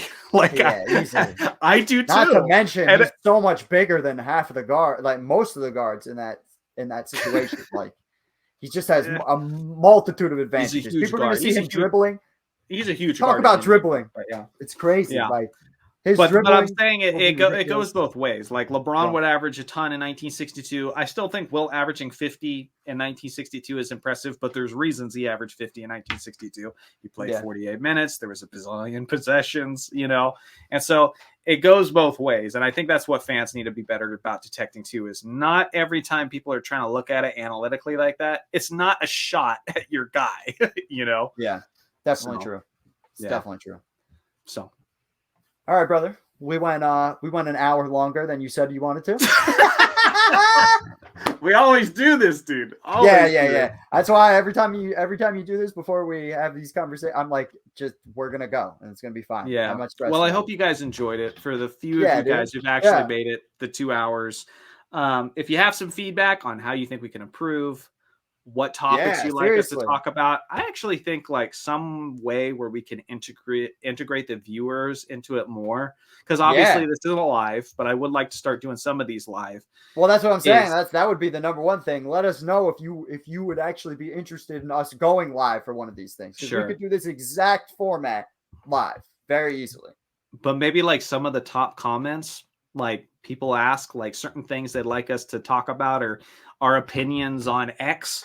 Just ask us in the comments and we can talk about it next time we do one of these. I think stuff like that would be cool too. Yeah, so 100%. Thank you all for watching. I'm trying to remember my intro now. Thanks for watching as always. Make sure to like and subscribe for more basketball content, and I'll see you guys in the next video. So.